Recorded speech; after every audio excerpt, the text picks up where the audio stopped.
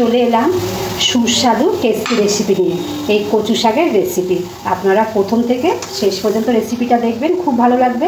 আর ভালো লাগলে চ্যানেলটিকে সাবস্ক্রাইব করতে ভুলবেন না। তাহলে চলুন কচু শাকের রেসিপিটা শুরু করে দিই।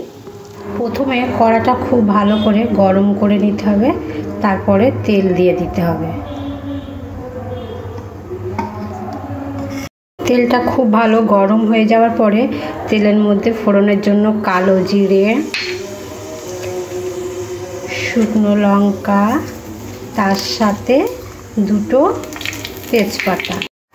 ফোড়নটা একটু হয়ে যাওয়ার পরে দিয়ে দেব এখানে ছোলা ভেজানো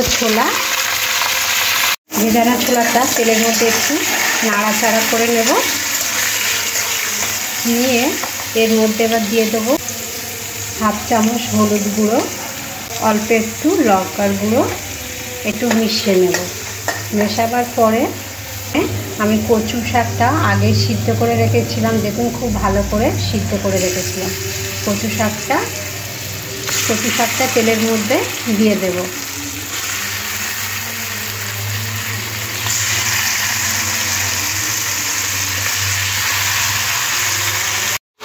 কচু শাকটা সিদ্ধ করে ভালো করে জল ঝরিয়ে নিয়েছিলাম। এবারে তেলের মধ্যে দিয়ে দিলাম, দিয়ে ভালো করে মিশিয়ে নিতে হবে।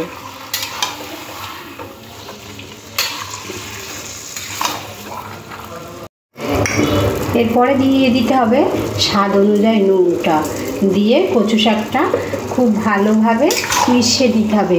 আর কচু শাক এরকম নাড়তে নাড়তে একদম শুকনো করে নিতে হবে।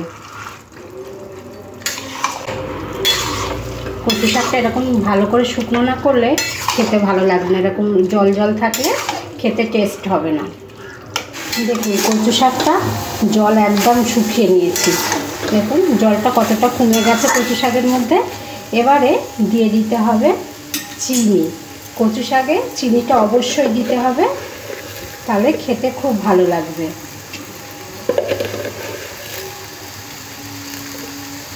আড়াই চামচ মতন চিনি দিতে হবে। চিনিটাকে ভালো করে মিশিয়ে নিতে হবে। তারপরে দিয়ে দিতে হবে এখানে আমি 1.5 চামচ রাঁধুনি খুব ভালো করে শিলিতে পিষে নিয়েছি, একদম মিহি পেস্ট করেছি। এটা রাঁধুনিটা শিলে বাটলে খুব ভালো মিহি পেস্ট হয়। এবার রাঁধুনিটা দিয়ে দিতে হবে। রাঁধুনি দিলে কচু শাকের টেস্টটা খুব ভালো আসে। রাঁধুনিটা দিয়ে আরও ভালো করে কচু শাকটা আর একটু শুকনো করে নিলে খেতে ভালো টেস্ট আসবে। একটু জল জল থাকলে অতটা খেতে ভালো লাগবে না। আরও 5 থেকে 6 মিনিট এইভাবে নাড়াচাড়া করে শুকনো করে নিতে হবে। সম্পূর্ণ নিরামিষ কচু শাকটা বানিয়ে নিলাম। গরম ভাতের সাথে দারুণ লাগে খেতে।